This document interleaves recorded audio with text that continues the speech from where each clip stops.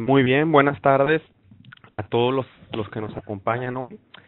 Primero que nada, a nombre del Grupo Cooperativo Iberoamericano de Medicina Transfusional, de la Organización Global Healing y de la Organización Panamericana de la Salud, le damos las gracias a todos los participantes, así como al doctor Benjamin Lichtiger, quien hoy nos estará presentando el tema de transfusión de granulocitos, colecta e indicaciones para su uso. El doctor Benjamin ya ha venido colaborando con nosotros en otro par de webinars. Y antes de cederle la palabra, solo recordarle a todos los participantes que una vez que el doctor termine de presentar, vamos a abrir un espacio de diálogo para preguntas, comentarios, inquietudes, y pueden escribirlas ya sea en el chat y yo las leo, o pueden indicarme con el botón de la manita y yo les voy a ceder la palabra para que ustedes hagan directamente su comentario o pregunta. Así que, doctor Benjamin, le cedo la palabra y le reitero el agradecimiento.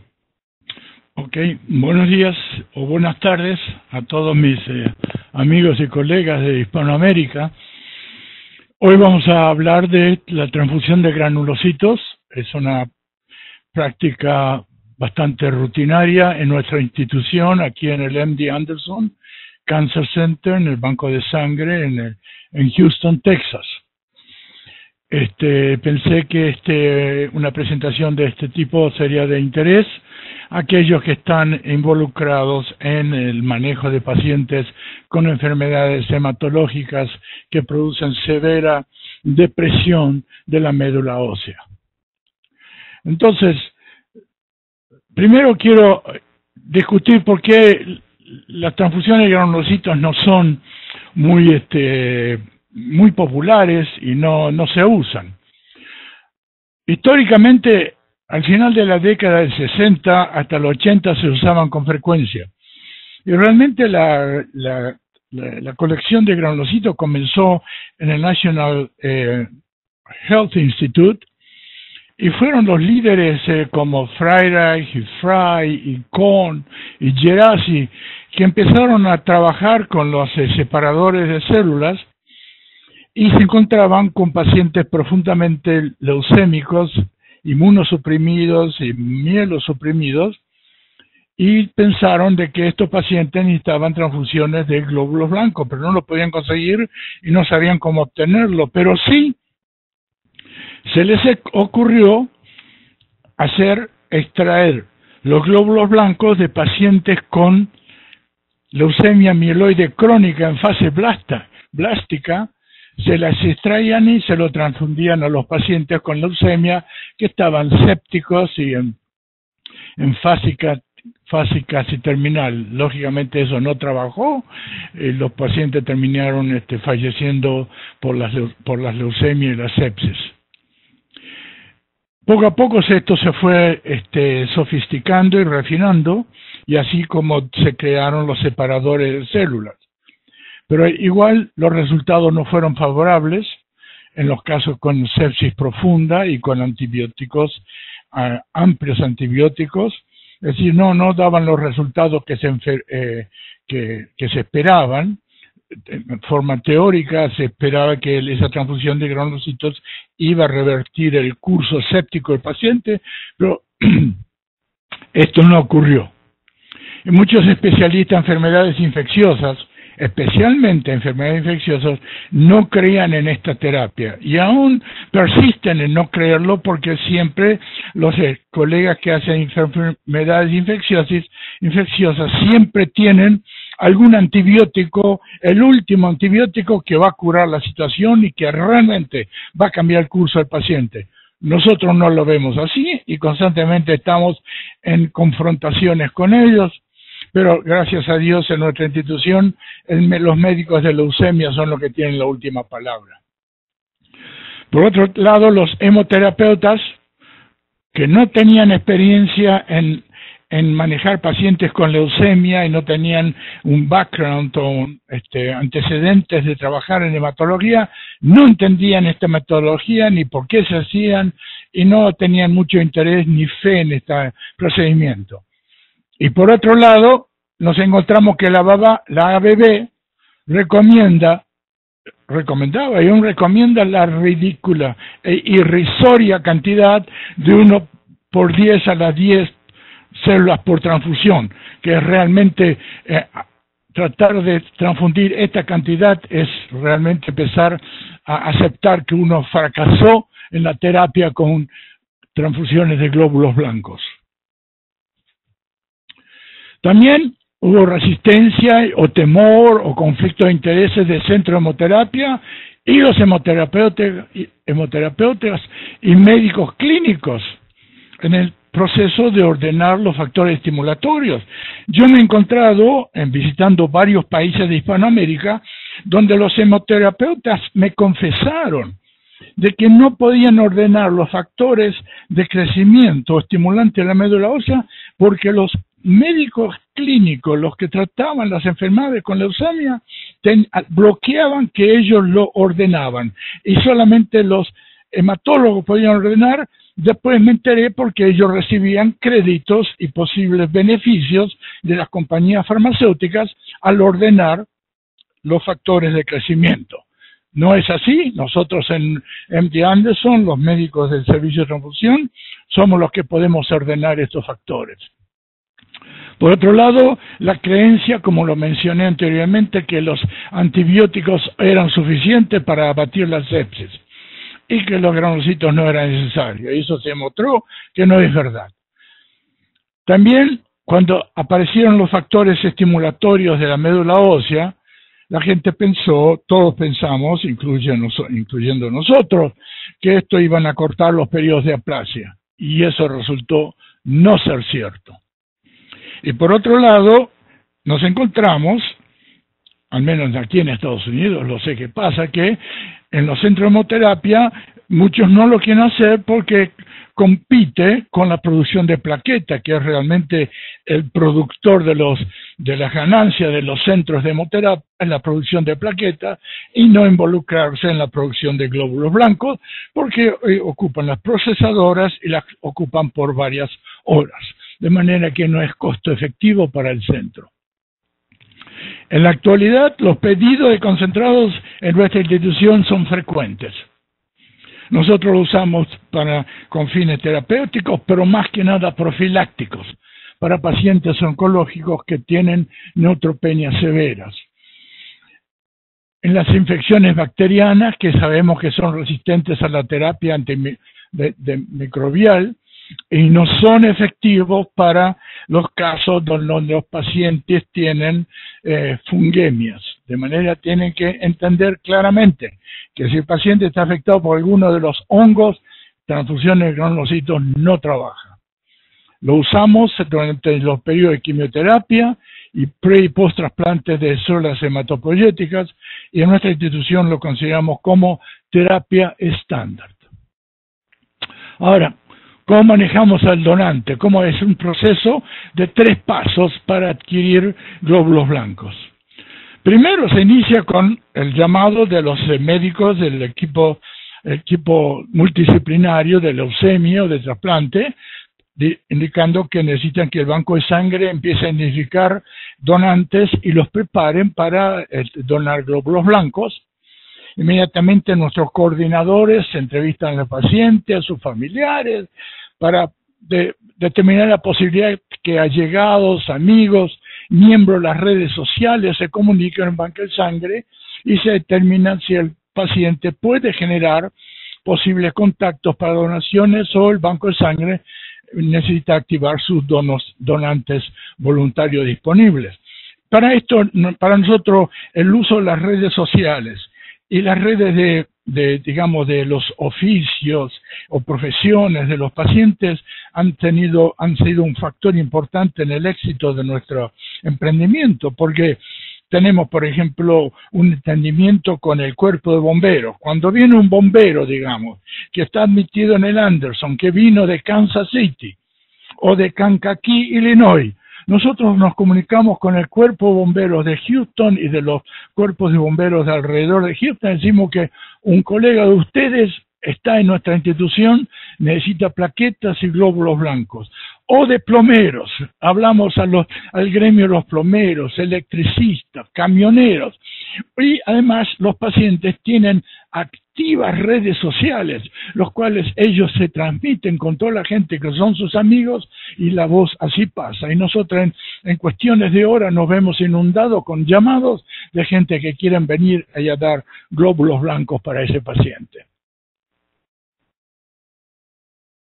Esto les quiero mostrar una lista de pacientes que tenemos a diario. Esta es la lista del mes pasado, pero la de hoy es mucho más grande, por eso no la copié, porque ocuparía varias diapositivas.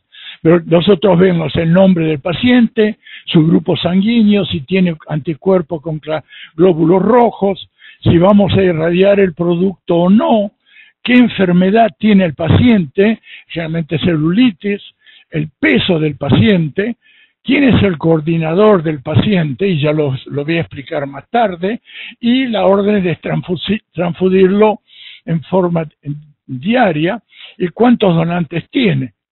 Y de manera que nosotros, en base a eso, podemos planificar y decidir cómo vamos a procesar los granulocitos que nosotros tenemos hoy procesando, y en este momento tenemos donantes en las máquinas dando glóbulos blancos.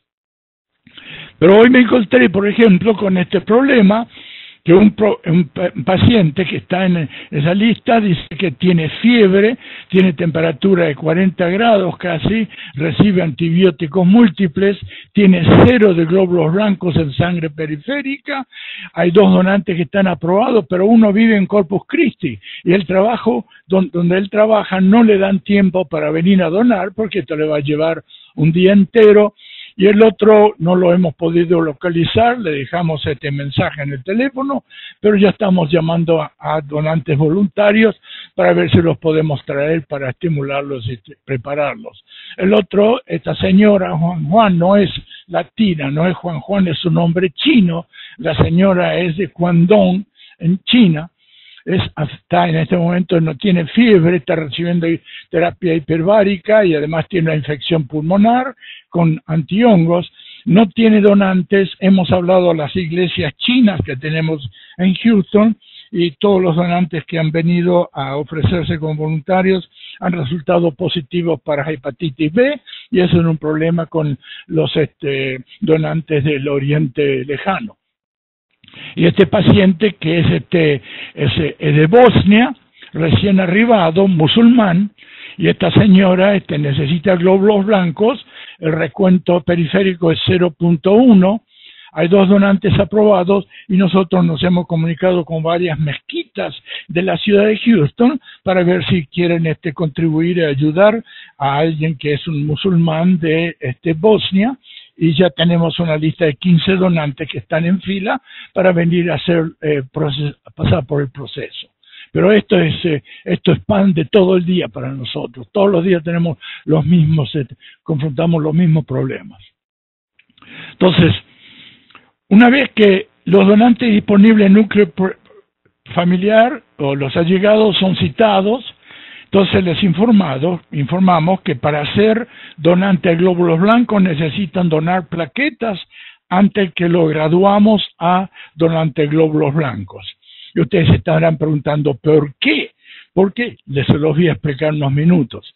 Y una vez completada la donación de plaquetas y completado todos los estudios requeridos por la FDA, la ABB y el MD Anderson, uno de nosotros, los médicos, los llamamos por teléfono al donante para discutir los hallazgos y decirle que están cualificados para donar o no están cualificados para donar, y le damos las razones. ¿Por qué hacemos que tienen que dar plaquetas primero? Primero, que nos permite evaluar el acceso venoso. Necesitamos 2 venas buenas y podemos predeterminar posibles problemas, también problemas personales, si no pueden venir, que no saben si van a venir, que el trabajo no le deja. Es decir, ya nos da una idea de cuál es la flexibilidad del donante. Pero crítico que se determine a priori la calidad del acceso venoso, porque el colectar glóbulos blancos es un proceso muy costoso y es imposible o frustrante tener al donante que tiene una buena vena en un brazo y no tiene vena del otro brazo.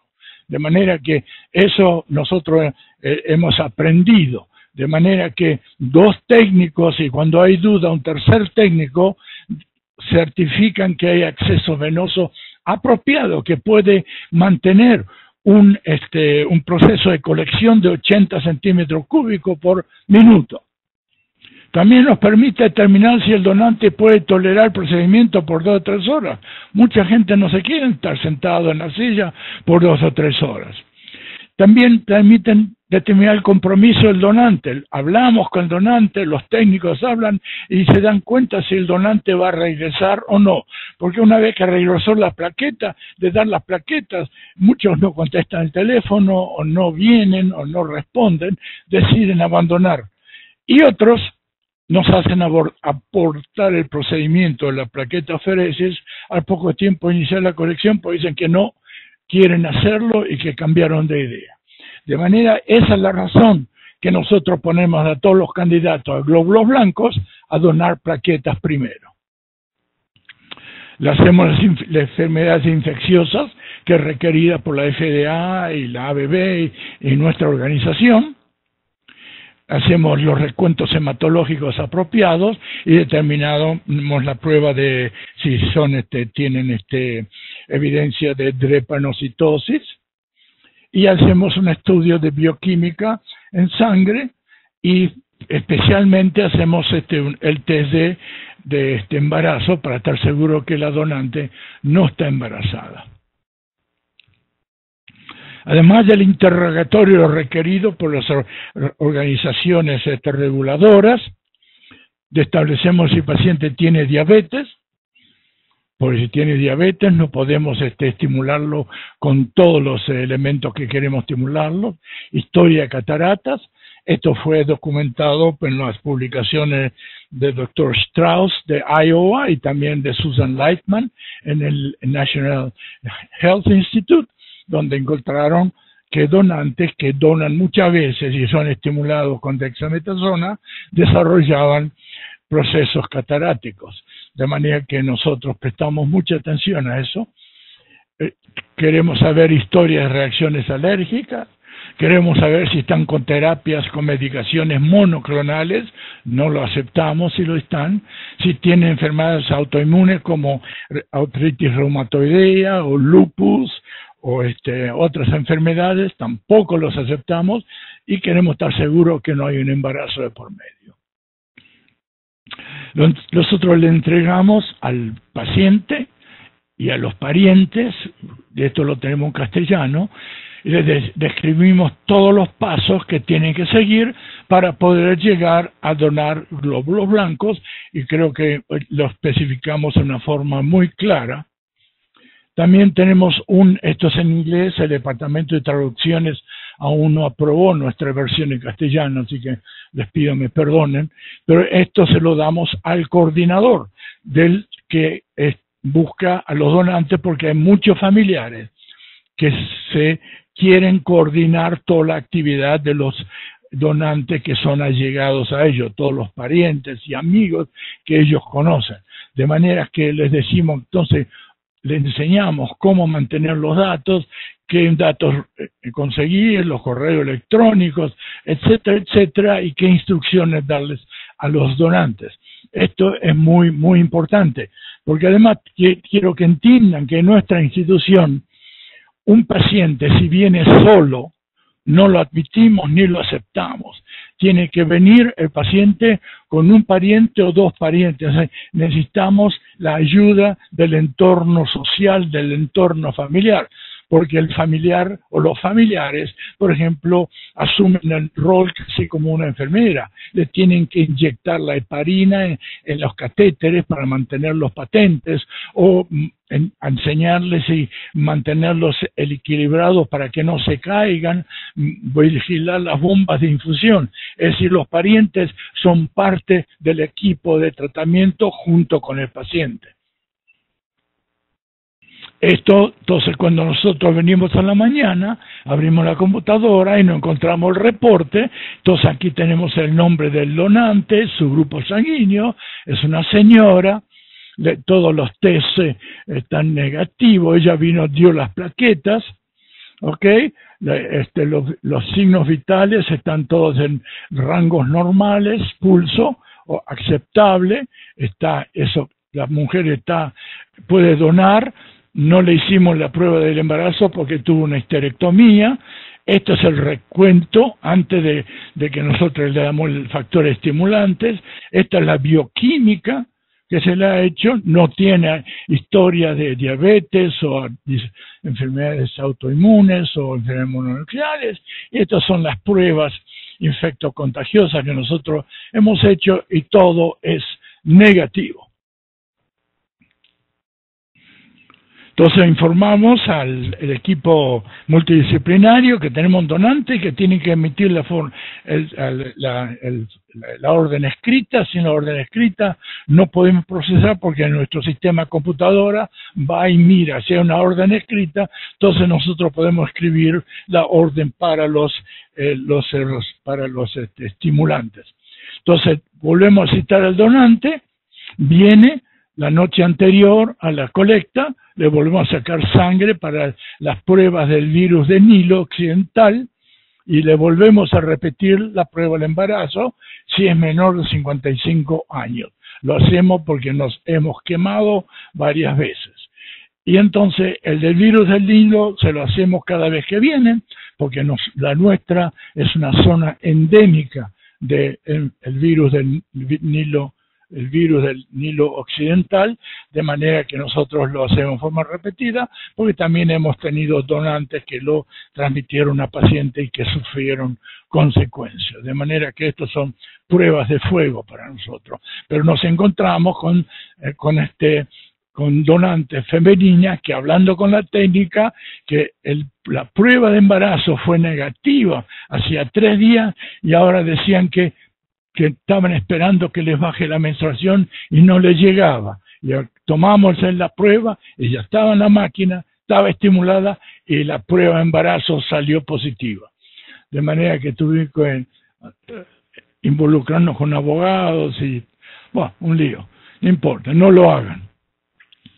Entonces al donante le entregamos la medicación para la estimulación de la médula ósea, le damos el Nupogen o G-CSF, 600 microgramos inyectables y las 2 tabletas, en total de 8 miligramos de dexametasona, que el donante se lo va a administrar por sí mismo a las 8 de la noche.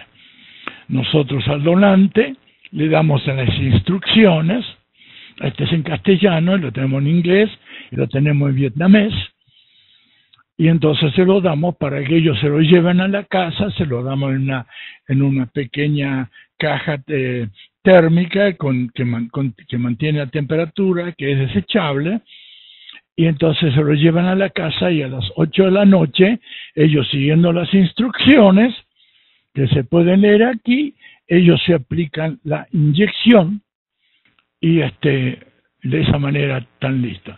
Entonces el donante viene a las 8 de la mañana al centro de donación, le volvemos a realizar otro interrogatorio abreviado, evaluamos el hemograma y comparar todos los estudios realizados e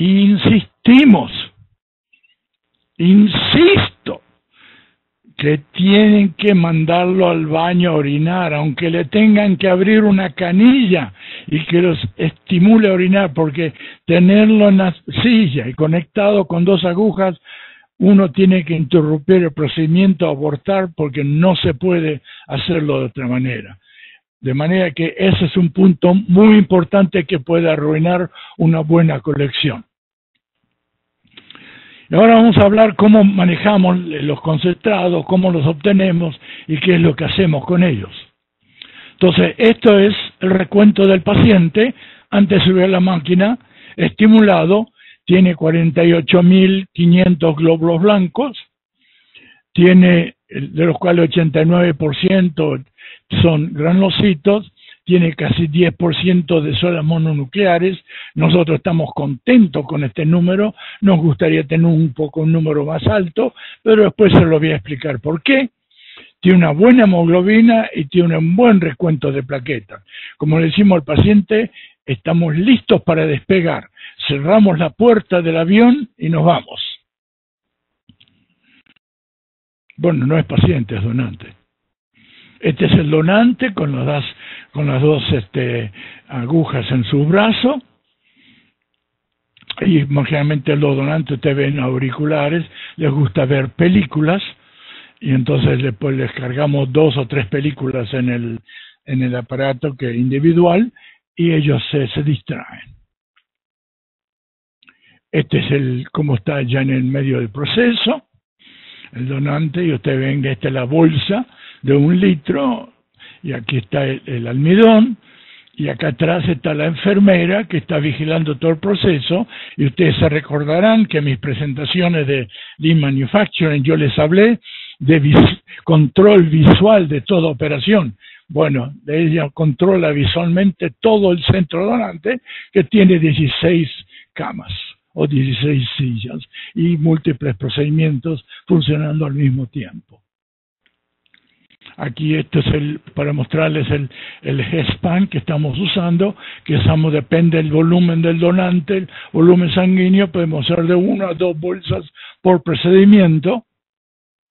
Y estos son los parámetros que estamos usando, de manera que ustedes ven que vamos a procesar alrededor de 9.700 centímetros cúbicos de sangre, lo vamos a tener en la silla 139 minutos, vamos a procesar 1.6 volumen de su volumen sanguíneo, vamos a obtener una bolsa de 900 centímetros cúbicos con en adicional de 200 centímetros cúbicos de plasma.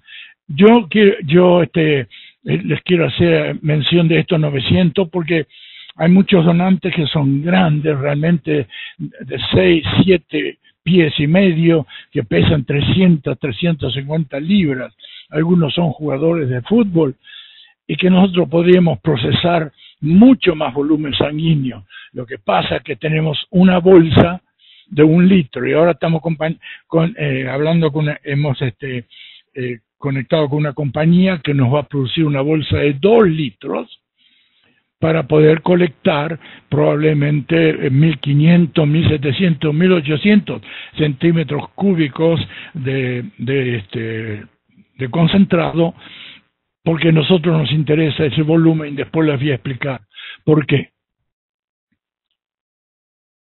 Esta es la bolsa de 900 centímetros cúbicos, este es el plan, este es el plasma congelado, de manera que ya tenemos el producto, y este es el resultado de la colecta, que tenemos resultado en forma inmediata, que nos dio 148.000, cuando lo multiplicamos por el peso total, nos da un concentrado que tiene 14 por 10 a la 10 de glóbulos blancos.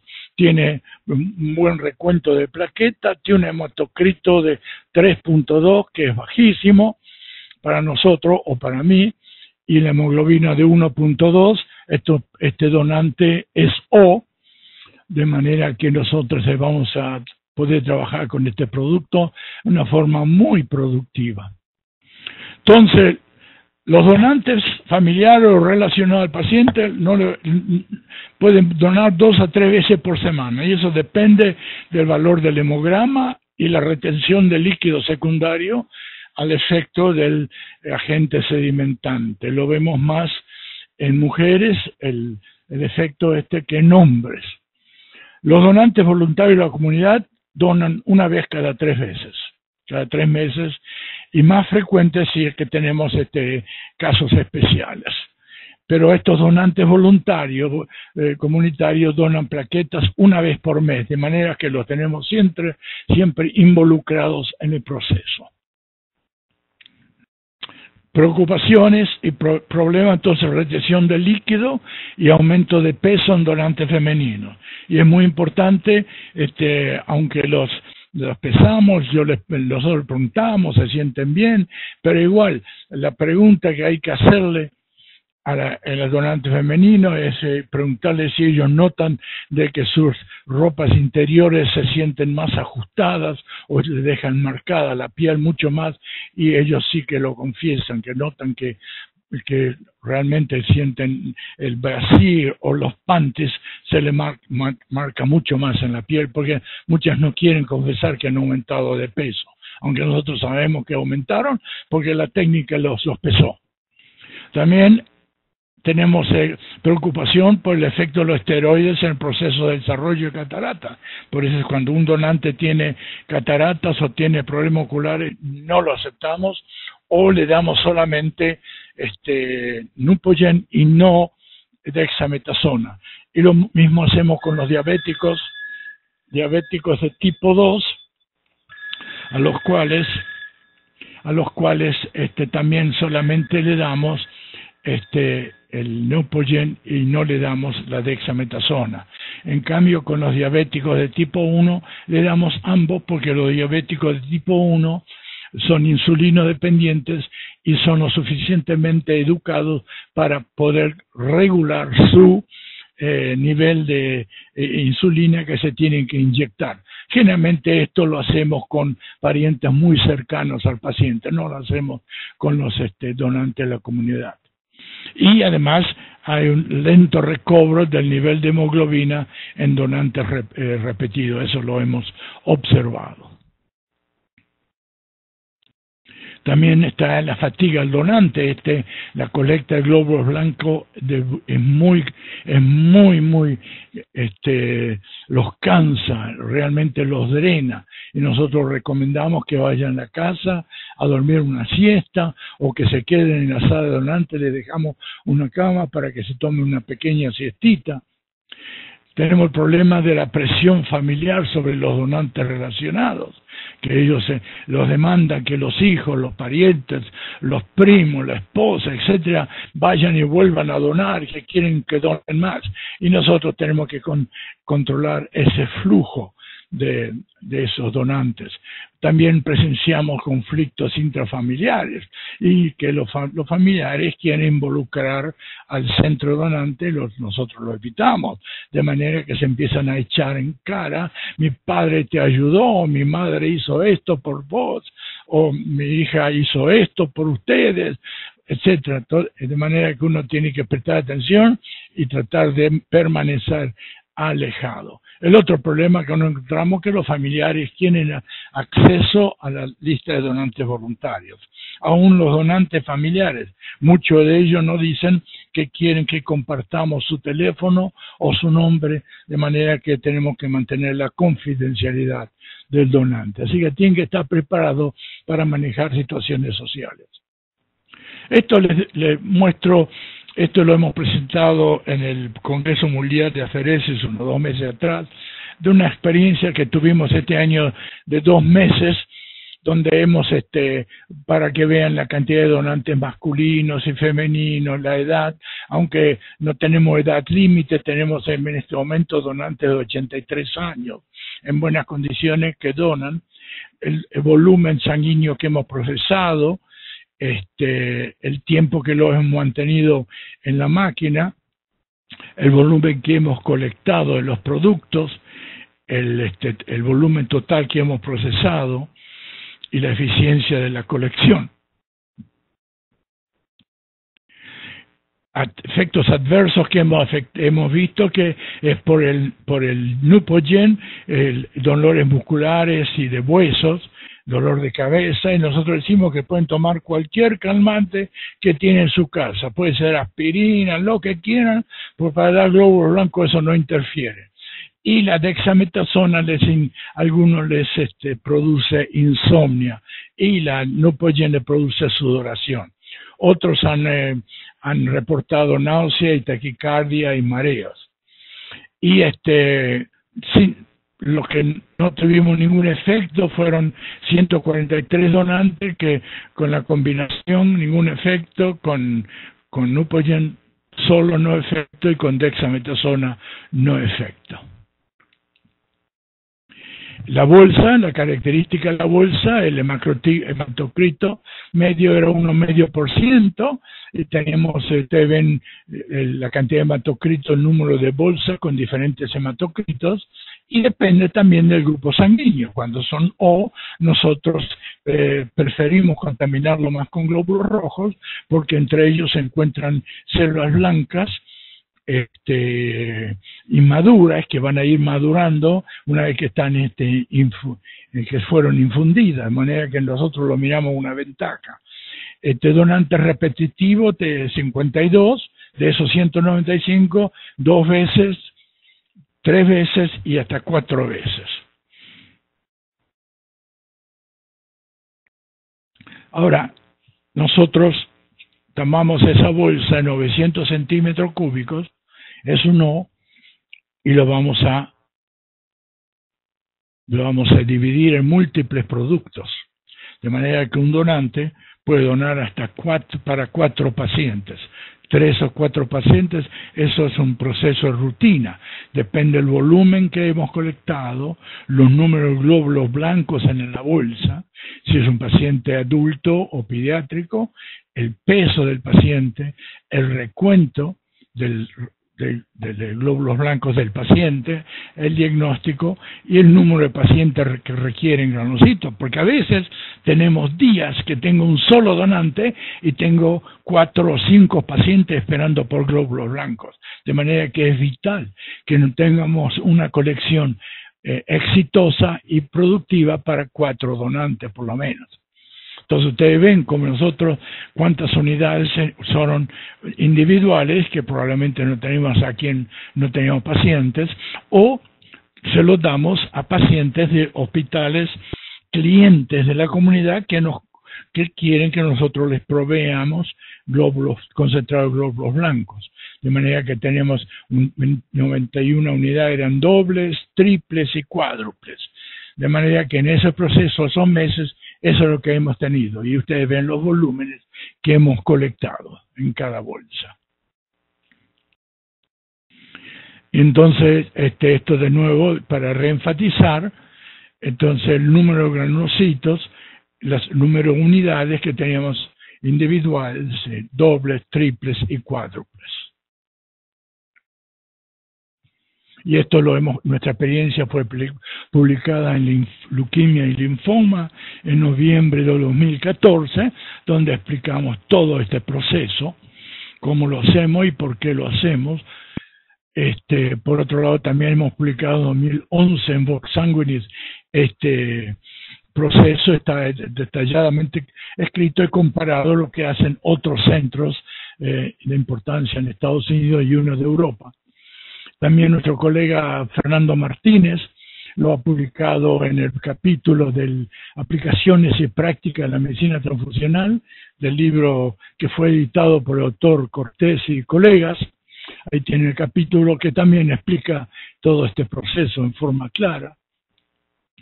Entonces, una vez que obtuvimos el concentrado, se procede a fraccionarlo dependiendo del recuento de la bolsa. No hacemos tipaje de HLA, porque tendríamos que procesar 10.000 donantes para encontrar uno compatible. No damos importancia a la serología citomegalovirus, porque 90% de la población en Houston, o de los que nosotros tamizamos en el pasado, eran positivos, y los pacientes también son positivos. El grupo TIVO ABRH no son factores en la decisión cuál paciente recibirá los glóbulos blancos, porque si tenemos glóbulo blanco A, se lo damos a pacientes o B o AB sin problema. Tratamos de siempre disminuir la cantidad de glóbulos rojos presentes, pero siempre hay por lo menos 2 a 3 centímetros cúbicos de glóbulos rojos contaminantes. No hemos visto en los últimos 15 años ningún efecto adverso bioquímico ni inmunohematológico. Y la irradiación solo para pacientes con trasplante médula y pediátrico. El resto no reciben glóbulos rojos irradiados. Nuestra experiencia la hemos publicado en leuquimia, en el año 2013, donde publicamos nuestra experiencia, recomendaciones, y lo hacemos porque primero la funcionalidad de los granulocitos es mucho más efectiva. Segundo, volviendo al problema de las células mononucleares, nosotros queremos estimular la reacción de injerto contra leucemia. Y hemos visto y estamos analizando varios cientos de pacientes donde se les ha estimulado la formación de injerto contra leucemia, y estamos viendo que la sobrevida y las remisiones fueron mucho más largas que aquellos que recibieron granulocitos irradiados. Y aún así, todos estos pacientes en remisión inmediatamente van a trasplante de médula ósea. Pero la respuesta terapéutica es mucho más efectiva y aparentemente las remisiones son mucho más largas en aquellos pacientes que han recibido granulocitos. Estos datos se están analizando, no han sido publicados y esperamos publicarlos dentro de 6 a 8 meses. Estamos analizando estos datos. Transfusión y experiencia clínica. Entonces, una vez que fue fraccionado el producto, se despacha al servicio de transfusión, le hacen la prueba cruzada y aunque sea incompatible, lo documentamos y todo transparente.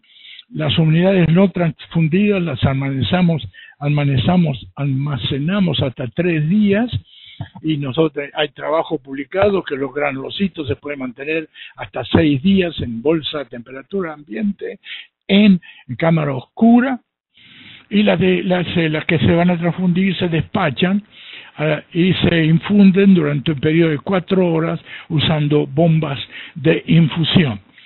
Y nos ocurre muchas veces que mandamos los granulocitos, la bolsa al piso, cambian de idea, no la quieren porque los recuentos han subido, entonces la mandan de vuelta, las almacenamos y siempre aparece un paciente que la necesita. Prácticamente no desechamos productos porque han expirado, porque han caducado. Realmente ni sabemos lo que es eso. Algunos pacientes experimentan reacciones alérgicas febriles controladas por antialérgicos y esteroides, y desde que hemos comenzado a recomendar que la infundan en alrededor de 4 horas, estas reacciones se han reducido y prácticamente raramente recibimos algún reporte de algún rash, de algún sarpullido que desaparece en la piel, pero nada más. Los criterios clínicos y parámetros para incluir a un paciente en el programa es neutropenia de menos de 500 glóbulos blancos, con o sin fiebre. No esperamos que haya sepsis, no esperamos que haya infección. Nosotros los usamos prácticamente en el 95% de los casos puramente con objetivos profilácticos, porque nosotros ya sabemos que una vez que el paciente se hace séptico, ya es muy difícil revertir, ni los antibióticos van a trabajar en muchos casos, ni las transfusiones de glóbulos blancos van a trabajar.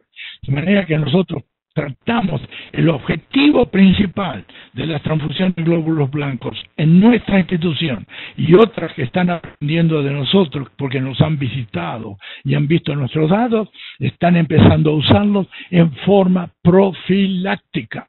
Se infunden glóbulos blancos por 3 o 4 días hasta el recobro del recuento absoluto de neutrófilos a más de 1500 en forma duradera, o para iniciar una nueva terapia, o completó 6 semanas del estudio.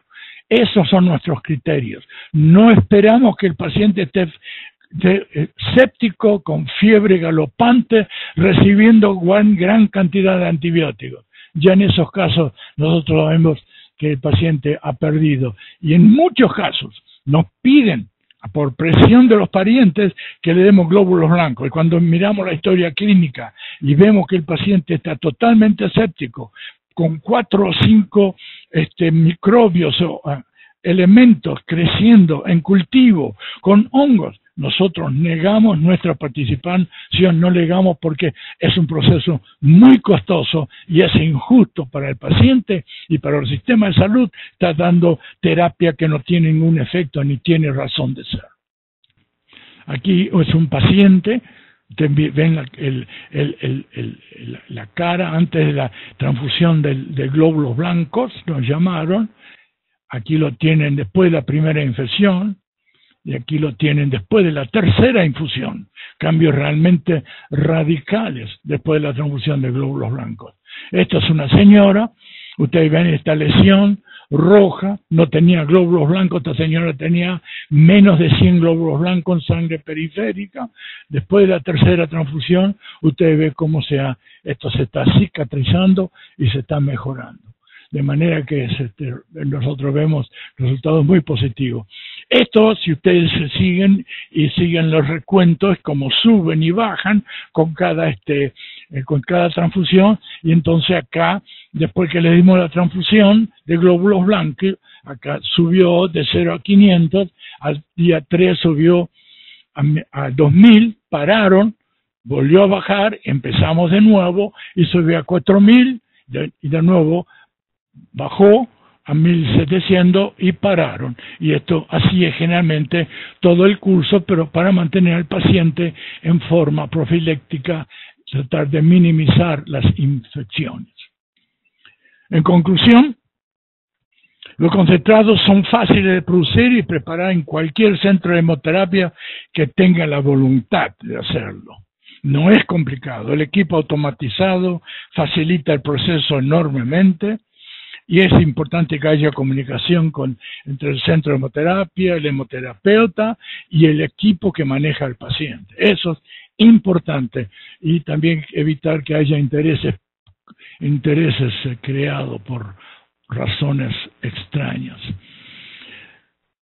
Tratar de cosechar glóbulos blancos sin estimulación, en nuestra opinión, no es productivo, es una pérdida de tiempo, pérdida de equipo, pérdida de nosotros no lo recomendamos, no lo aceptamos, ni creemos es eso. Probablemente es un factor que hace sentir bien a la gente que han hecho algo sin productividad. Este producto, el de glóbulos blancos bien producido, es altamente efectivo. Y nosotros lo infundimos a pacientes internados en el hospital de día y usando infusores automáticos. No es infrecuente ver pacientes caminando por los corredores donde están internados con los glóbulos blancos colgados y con el infusor sobre un sistema móvil, dándole los glóbulos blancos mientras ellos están comiendo un sándwich o tomando algo. De manera que es una cosa estándar que le hemos sacado toda la magia y todo el misterio. Yo creo que esta es la última diapositiva, ¿sí? Así que si ustedes tienen alguna pregunta, alguna duda, siempre me pueden escribir en esta dirección electrónica. Les quiero agradecer que me hayan escuchado. Espero que les haya sido de beneficio. No digan nada malo de mi mamá, por favor, porque ella no tiene culpa de lo que he hecho. Gracias. Muchas gracias, doctor Benjamin, por esta valiosa presentación. Y ahorita vamos a abrir el espacio para diálogo. Si los participantes tienen alguna pregunta, un comentario, les pido que me indiquen con el botón de la manita o que la escriban en el chat. Por cierto, ya tenemos aquí algunos comentarios y preguntas. El primero es por parte de César Cerdas y él pregunta en cuanto a las transfusiones de glóbulos blancos. ¿Solamente se han documentado reacciones febriles y alérgicas o alguna otra en su experiencia, doctor? Solamente nosotros hemos documentado reacciones alérgicas y febriles. Yo sé lo que usted se está desviando hacia Trali y no hemos visto. Es interesante, no vemos Trali en nuestra institución. De manera que si usted estaba pensando en Trali, no la vemos, no lo hemos visto. Gracias, doctor Benjamin. Tenemos un comentario de Claudia Ramírez, de Cruz Roja Colombiana. Nos dice: muchas gracias, doctor Lichtiger, por tan excelente presentación de este tema tan innovador en el tratamiento y profilaxis de personas con neoplasias. Gracias por el conocimiento. Gracias a usted por escucharme. Muy bien. Ahora tenemos una pregunta de Argentina, de la doctora Beatriz Madoni, y dice: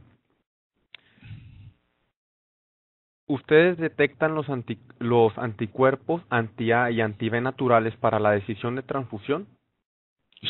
Bueno, si nosotros sabemos En los donantes, si nosotros sabemos que el paciente, digamos que el paciente tiene un anti-C, un anti-C pequeño, ¿ok? Entonces nosotros vamos a tamizar el donante para ver que sean que sea C pequeño negativo. Esa es la única prueba que hacemos si nosotros sabemos cuál es el estado del paciente. Pero si el paciente no tiene anticuerpos, nosotros lo único que hacemos al donante es el tamizaje de ABO de rutina y anticuerpos de rutina y nada más. Muchas gracias. Y solo le repetimos, perdón, el West Nile, porque ya lo expliqué en Houston y todo el Golfo de las partes de Estados Unidos en el Golfo de México son zonas endémicas de West Nile en esta época principalmente, y ya lo somos ahora con Zika, de manera que vamos a hacerlo con Zika. Cada vez que viene el donante le hacemos la prueba de West Nile, aunque lo hayamos hecho ayer, y si viene hoy de nuevo se lo volvemos a repetir. Muchas gracias, doctor. Veo que hay otra pregunta por parte de Beatriz. Beatriz, le cedo la palabra y continuamos con este tema. Deme un segundo. Beatriz, adelante, ¿nos escucha? ¿Puede hablar?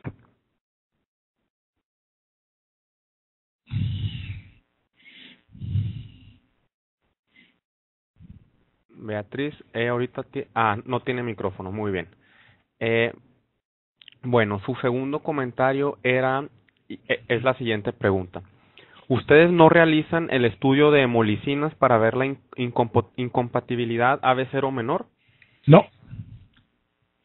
Ok, y la otra pregunta es, ¿los granulocitos se conservan en la oscuridad en una campana de flujo laminar? No, están en la bolsa. La bolsa lo ponemos en un lugar apartado donde no lo movemos. Es importante no ponerlo en un agitador porque la luz ultravioleta, los rayos ultravioleta de la luz fluorescente inhibe la función de las células mononucleares y también de los granulocitos. De manera que tratamos de evitar eso. Muchas gracias por la respuesta. Tenemos un comentario también por parte de Jimena Armas y nos dice, sin duda una opción terapéutica que debe ser considerada para nuestros pacientes. Gracias por compartir sus experiencias. Estoy totalmente de acuerdo y gracias por su comentario. Gladys Murga nos menciona, muy agradecidos por su charla. Quisiéramos saber qué tipo de complicaciones a largo plazo podrían presentarse. ¿Quién? ¿Los pacientes o los donantes? Imagino los donantes. Sí, de todos modos, ahorita, pacientes, perdón, ya lo acaba de mencionar, pacientes. Los pacientes evolucionan con su enfermedad. El efecto de la transfusión de los glóbulos blancos, lo único es nosotros buscamos que haya una reacción de injerto contra leucémica, pero no hemos visto en los últimos 4 o 5 años que estamos dando granulocitos no irradiados, no hemos observado injerto contra paciente. Aún le quiero mencionar que cuando nosotros empezamos a dar granulocitos en esta institución en el año 1965, hasta el año 1974, nunca se irradiaron los granulocitos y tampoco hemos visto efectos de graft, de injerto contra pacientes. De manera que no lo descarto que pueda ocurrir, pero nosotros no lo hemos experimentado. Muchas gracias, doctor, por su respuesta. Otra vez por parte de Beatriz Madoni, gracias por su comentario, nos menciona. ¿Usted sabe si la proporción de plasma en el producto es alta o es mayor la cantidad de HES y ACD? La proporción de plasma es muy pequeña y la mayoría del líquido que tenemos ahí es el almidón y el ACD, la combinación de anticoagulante.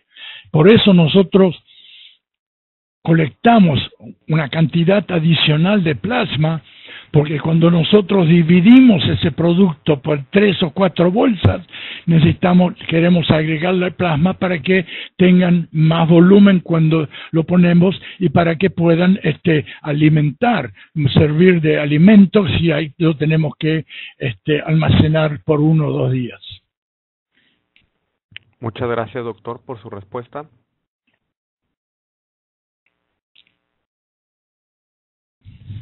Tenemos aquí otra pregunta que es, ¿qué opina de la indicación de transfusión de granulocitos como puente para el trasplante de médula en la aplasia medular? Nosotros estamos dando las transfusiones de glóbulos blancos en periodos pretransplantes y en periodos posttransplantes.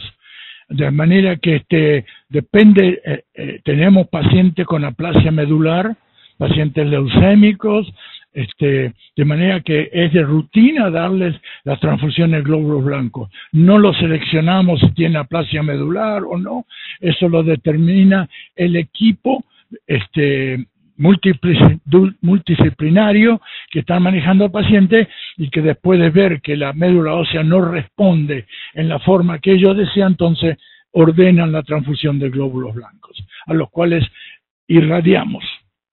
Esos son los únicos de los pediátricos que irradiamos, los otros no. Pero no selectivamente, no se lo damos a los aplásicos o no. Técnicamente, todos nuestros pacientes que están en trasplantes están aplásicos. Hay algunos que les lleva 90 días empezar a producir glóbulos rojos. Y hemos publicado nuestra experiencia. Muchos les lleva semana y semana producir plaquetas. De manera que constantemente estamos manejando pacientes aplásicos de un gran o menor grado. Pero sí, lo usamos para esos pacientes. Muchas gracias por su respuesta. Nos comenta la doctora Gabriela del Hospital Garrahan en Argentina. 1000 gracias de parte de todo el equipo por su valioso aporte. Gracias a ustedes. También nos menciona Jimena Armas. Agradecemos su presentación y estaremos realizando consultas vía correo electrónico. Cuando ustedes quieran. Tenemos una pregunta y por cuestión de tiempo ya va a ser la última. Es por parte de Solange 10 y dice, Sergio Alfonso pregunta, en pacientes pediátricos, ¿cuál sería el impacto de infusión de granulocitos con alto título de anticuerpos naturales? No, yo no le puedo contestar porque no le hacemos en la titulación y los pediatras no lo piden ni se preocupan de eso. Y nosotros en este momento realmente es para nosotros relevante y además como sabemos que hay poca cantidad de plasma, probablemente habrá en un granulocito de 900 centímetros cúbicos, probablemente en la bolsa debe haber no más que 8 o 10 centímetros cúbicos de plasma, sí lo hay. Así que no nos preocupa en lo más mínimo eso. Y no hemos visto, pues nosotros monitoreamos cuidadosamente el post-periodo trasplante de esos pacientes y no vemos elevación de las enzimas, no vemos elevación de la bilirrubina, no vemos hemosiderina en orina, no vemos elevación de las titularidades, que en algunos casos lo hemos seguido por otras razones, de manera nos sentimos bastante confiados en no preocuparnos por ese factor. Muchas gracias por su respuesta. Tenemos un último comentario y una pregunta. El comentario es por parte de Etelvina Carrada y menciona: muchas gracias por la presentación, felicidades al doctor Lichtiger, saludos desde México. Gracias a usted. Y la pregunta con la que cerramos es por parte de Gladys Murga y dice: al realizar la féresis de granulocitos, ¿hay alguna preferencia por el uso de un equipo con flujo intermitente o flujo continuo? No tenemos experiencia con flujo intermitente. Nosotros empezamos, siempre lo hemos hecho con la Spectra y después ahora hemos evolucionado a la Optia, que tenemos 2, no va a llegar 2 más, pero tenemos 8 Spectra, porque hay días que tenemos 10 donantes, 10 procedimientos al mismo tiempo, de manera que lo usamos en forma indistinta. La única diferencia es que la Optia me da un producto un poco más limpio, en referente a glóbulos rojos, pero lo que hacemos, la damos vuelta a las bolsas que una vez que la colectamos dejamos que sedimente y la conectamos a otra bolsa y drenamos la cantidad de glóbulos glóbulos rojos, de manera que disminuimos la carga de eritrocitos. Excelente, muchas gracias. Quiero aprovechar para recordarle a los participantes que tanto la presentación como la grabación de esta sesión se las voy a compartir entre el día de hoy y el día de mañana, y como el doctor Lichtiger ya nos mencionó, ya nos ha compartido su correo por si hubiera alguna otra pregunta, algún comentario. Y para cerrar, pues bueno, simplemente volver a reiterar el agradecimiento tanto para el doctor Lichtiger por esta valiosa presentación y para todos los participantes que hoy nos acompañaron, a nombre del Grupo Cooperativo Iberoamericano de Medicina Transfusional, de Global Healing y de la Organización Panamericana de la Salud. Muchas gracias a ustedes. Muchas gracias, hasta la próxima. Adiós.